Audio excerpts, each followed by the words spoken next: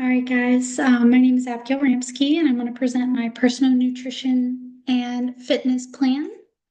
I really enjoyed this project because I've just gotten back into consistently going to the gym. So this was a really good project for me to do. A little bit of background information on me. I would consider myself an active 26-year-old female. I'm not a current athlete, although I did grow up playing competitive softball. Um, I now participate in strength training more so for like optimal fitness and aesthetic reasons. Like I said, I've been consistent with it for the last probably like 4 or 5 months. So I've seen a lot of good progress, and this is a really good project for me to do right now to help with my goals. So a little bit about my height and weight. So my height is I'm 5'1", about 61 inches. My weight in pounds is 110 and in kilograms is 49. Like I said, participate in strength training 3 to 4 times a week, and I incorporate a lot of mobility and stretching into my routine. But do I do that at least 2 times per week, but I do dedicate a full recovery day as well, usually on Sundays. And I do cardio 2 times a week as well. So my BMI, which is calculated by your weight in kilograms, divided by your height in meters squared, mine came out to be about 20.77. And I don't have any dietary restrictions, and I don't participate in any vegetarian or vegan diet. So earlier in the semester, we calculated our resting metabolic rate through the Cunningham, the simplified, and the Mifflin St. Jeor. We did that earlier in the semester. And that I calculated these values here. The Cunningham took me to 1,363.9 kcals per day. And the simplified it was 1,060.34 kcals per day. And the Mifflin St. Jeor was 1,170.23 kcals per day. Now, this is just what our body burns at rest, right? Our metabolism. But now for our DRI, so just your dietary reference intake, just what you should do. It's like a suggestion. But here's some of my macros here. My kcal requirement is around 2,196, and my protein's around 40 grams. Carbohydrates gives a range of 247 to 356. My fat intake, 48 to 85 grams, and you want to consume less than 24.4 grams of saturated fat. Dietary fibers around 25 grams, and my water intake should be around 2,700 grams. So, and here's a look at some of my vitamin DRI in what I should be meeting. Thiamine, riboflavin, niacin, B6, B12, folate, vitamin C. All these are my required values. And here's some of just a snapshot of the minerals and the DRI intake for those. And I'll get into it further in when in my consumption versus goals on how I did with meeting them for the 5 days. So my diet, I tend to be a creature of habit, and I kind of plan my meals out a little bit ahead now, versus what I did last semester. Kind of was just fighting for my life there. But so my days 1 and 2 were very similar, so I kind of kept it to one slide. I had for breakfast waffles, Eggo blueberry waffles are my favorite, with butter and maple syrup. And I like to drink orange juice with my breakfast as well, along with some water. So for lunch that day, I had a turkey sandwich with provolone, but I did make an effort to buy lower sodium deli meat, like turkey, and I put mustard on it. My afternoon snack, blueberries and raspberries and hard-boiled eggs. I think I had 2 of those that day. Now for dinner, I had a crock pot meal called Mississippi pot roast with, it's a chuck roast with flavor packet, like a gravy packet, and pepperoncinis. And I had asparagus on the side with red potatoes as well. Very good, very good comfort meal. And then for an evening snack, I love cereal before I go to bed, but I usually drink 1% low fat milk. And my total water for the day, I don't drink a lot of water and I need to be better about it, but around 40 ounces. I try to drink one of these, at least one a day, and that's sometimes hard to do. So day 3, now I am a Red Bull girly. So you'll see Red Bull here.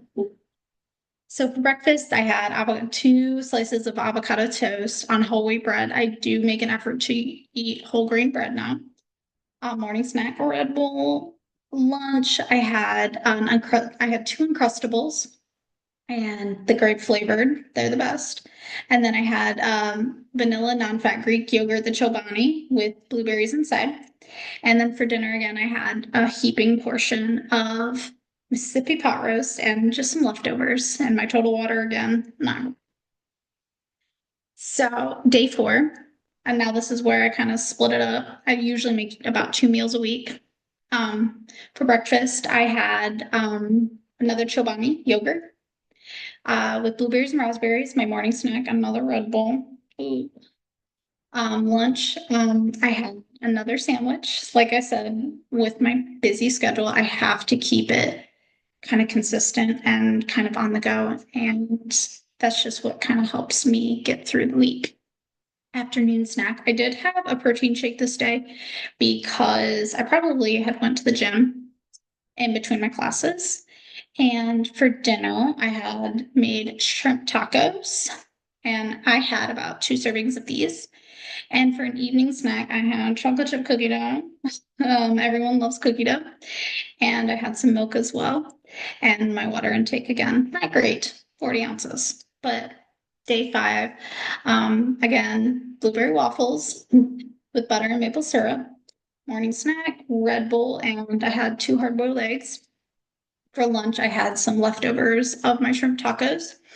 And then an afternoon snack, I had a granola bar, a chocolate chip granola bar. And for dinner, I had for some processed food, a frozen pepperoni pizza, because I didn't feel like cooking and I had eaten all my shrimp tacos. And my evening snack, I did end the day with something a little healthier. Another chobani with raspberries and granola. You'll see a pattern. You see a pattern with, I like blueberries and raspberries, and I like a lot of berries.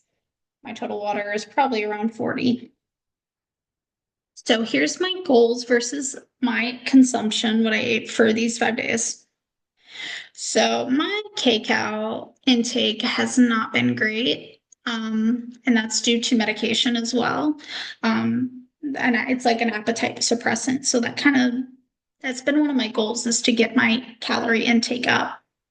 But I met that about 87% of the DRI. That's not great. I need to be more, especially if I'm in the gym. My protein, I overdid it on the protein, but that helps with my strength gains, right? Carbohydrate was really good, 95%. And I met my fat DRI intake 100%. And here's a little bit of the carbohydrates, dietary fiber. I was just underneath it. My essential fatty acids, I was over these. Under water intake, surprise, surprise. And I did not intake or consume any alcohol. I tend not to nowadays. But here's some of my vitamins. A look at these. A lot of these were over. And we consume a lot of vitamins. I didn't really realize how much vitamins are just in everyday food, I guess. I guess I didn't really realize that. Same with minerals as well, a lot of over DRI. So just a little bit of my strengths and weaknesses of my diet, looking at the goals and consumptions, right? So some of the pros, my balance of my macros is pretty good besides for kcals, right? But I met the 100% for the total fat and was really close to the carbohydrate DRI standard, which was around 95%. My protein intake, I think, is good. I think that's a pro. Probably a little too much, but it again supports my strength training goals. I met 90% of the iron DRI standard, which I thought was really good. And I did my mineral project on it. And so I highlighted that one as well. Some micronutrients like I did really well with like the B vitamins, B6, B12, folate, vitamin C, niacin. I did pretty good at meeting the DRI standard for those. Now the cons. K-cal intake was definitely low, like I said before. May not be enough to meet my energy demands like during my training and my phases that I'll get into now. My vitamin D is deficient. Only 30% of the DRI. It's a reoccurring theme in my diet when I was tracking throughout the semester. Definitely needs my attention. And then water, right? Hydration. It was only 76% met. So my plate analysis, I wanted to include this. So my grains here, 76% vegetables, 42%. I'm bad at my vegetables, guys. Even as an adult, it's bad. Fruits, 97%, dairy, 42, protein foods, 132, which we expect, right? Empty calories too. I was surprised at this one, 140%. But some of the key takeaways from this is my fruit is pretty good, 98%. I'll take that, but that's with my berry consumption for this week, right? Protein intake exceeded the target, which is good. Low in vegetable and dairy. I need to be more intentional about eating like salads, leafy greens, maybe even some bell peppers, and just some yogurt and milk substitutes. My grain actually fell short, even with my whole grain avocado toast and my sandwiches. But I can kind of adjust this by choosing whole grain versions and even incorporating rice, some brown rice as well. So going into my training plans that I had kind of created since I'm not an athlete technically, but I created these for myself. So my off season is during the months of December through February, preseason March through July, and in season August through November. Okay, so off season. So my training load for the off season is it's lower, right? But focus on the mobility, recovery, flexibility, some light resistance, weightlifting, training 3 to 4 times a week, strength training with lightweight, high reps, with priority of low back mobility and hip flexibility and mobility as well. 2 to 3 times a week cardio and stretching. Diet adjustments, caloric intake. I need to be around 2,000 to 2,200 kcals. This is on the lower spectrum, but I have a lower expenditure during this time because I'm not as intense with my workouts. Protein intake, 1 gram per pound of body fat or per pound of body weight. And this is to preserve lean body mass. Carbohydrate intake, moderate consumption, fruits, veggies, whole grains, all that good jazz. Fat intake, since it's a lower intensity of training, maybe a little higher, slightly higher to maintain like a hormonal imbalance. But my focus areas are vitamin D deficiency, which I had talked about in my cons, and that could be fixed with the addition of fatty fish like salmon and tuna. Hydration, surprise, surprise, with a goal of 80 plus ounces and trying to consume more hydrating foods like cucumbers, lettuce, watermelon, things like that to help with my hydration is key. Sodium intake. Now, my sodium was fairly high. But decrease sodium intake and avoid processed sauces and packets. Like in my Mississippi pot roast, I had a gravy packet. Processed food very high in sodium. So this is my preseason strength building phase. So the training load, it'll be higher because I'm building strength during this with a 5-3-1 hypertrophy program. The goal of this is to build muscle in order to attain the lean muscle mass that I'm achieving and to improve my performance and maybe meet some goals, weightlifting goals. Training 4 to 5 times a week, compound movements like your squats, your deadlifts, those more these exercises to target more than just one part of your body, right? More than one muscle group. And with priority of progressive overload and volume. But I will also be incorporating cardio 1 to 2 times a week and flexibility. Just some diet adjustments, caloric intake, got to increase it because I got to accommodate those strength gains and even with recovery as well. Protein, have to increase this too to assist with hypertrophic training, 1.2 grams per pound. Carbohydrate intake, just a little higher consumption, especially with in taking into consideration workouts like before workouts for energy, right? And even after for recovery as well. Fat intake lower to moderate. My focus areas again, going to continue from phase 1 with my vitamin D deficiency with the fatty fish. Hydration, just continue from phase 1. Carbohydrates before workouts, consuming just a healthier carbohydrate like fruit, yogurt, granola bar. Another thing too that I would like to focus on during this season is just to increase the frequency of my meals and or my portion sizes just to help with my energy. So my final phase in season, the training load will kind of continue moderate to high with the continued 5-3-1 hypertrophy program, continuing with the focus on strength building and just to meet my aesthetic preferences. But my goal is to achieve peak muscle gains and lean body mass. Training 4 times a week, strength training, compound movements, but now we're going to emphasize on technique and incorporate accessory lifts or even single leg exercises as well. We're going to go back to the diet adjustments. We're going to go back to phase 1, my caloric intake with that, just maybe even achieve a slight deficit if I decide I wanted to, I guess, cut, right? Protein intake, 1 to 2 to 1.3 grams per pound, but this will again assist with the hypertrophic training. But if cutting, this will also assist with retaining that lean muscle mass. Carbohydrate intake, moderate consumption to continue to fuel my workouts.